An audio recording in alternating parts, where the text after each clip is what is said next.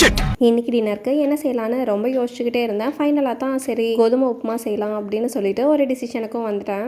நான் எப்போவுமே எங்கள் வீட்டில் ரவை உப்புமாலாம் செஞ்சாங்கன்னா இல்லைல்ல எனக்கு வேண்டாம் தோசை தான் வேணும் அப்படின்னு சொல்லி அடம் பிடிச்சி தோசை சாப்பிட்ருவேன்.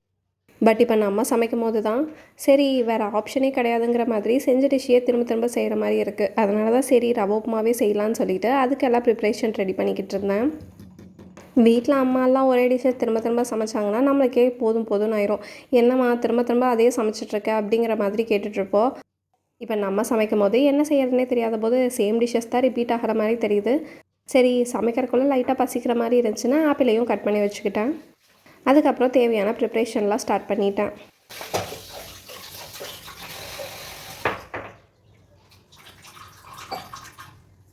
ஸ்டவ் ஆன் பண்ணி கடாய் வச்சுட்டு எண்ணெய் ஊற்றி கடுகு கடலப்பருப்பு போட்டுட்டு வெங்காயமும் ஆட் பண்ணிக்கிட்டேன். ஸ்டார்டிங்லலாம் நான் ஃபஸ்ட்டு இந்த வெங்காயம் ஆட் பண்ணுறதுக்கு முன்னாடி இஞ்சி ஆட் பண்ணிடுவேன். அப்போ கொஞ்சம் ஃப்ளேவர்ஃபுல்லாக இருக்க மாதிரி தெரியும்.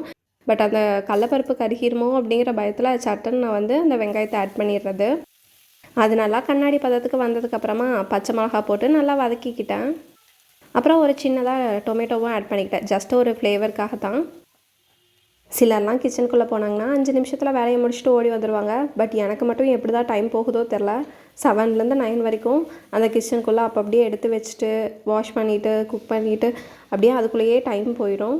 ஸோ எல்லாம் வதங்கினதுக்கப்புறமா உப்பெல்லாம் போட்டு ஆட் பண்ணிவிட்டு வதக்கி விட்டுட்டு தேவையான அளவு தண்ணியையும் ஊற்றிக்கிட்டேன். நான் இதுதான் ஃபஸ்ட் டைம் ரவை செய்கிறேன். அது நல்லா கொதித்து வந்ததுக்கப்புறமா ரவையும் போட்டுக்கிட்டேன். போடும்போது பார்த்தா ஏதோ தண்ணி ஜாஸ்தியாக இருந்த மாதிரி இருந்துச்சு. ஆனால் கிளற கிளற அந்த தண்ணியெல்லாம் எங்கே போச்சுனே தெரில. இன்னும் கொஞ்சம் நம்ம எக்ஸ்ட்ரா தண்ணி ஊற்றணுமோ அப்படிங்கிற மாதிரி ஆயிடுச்சு.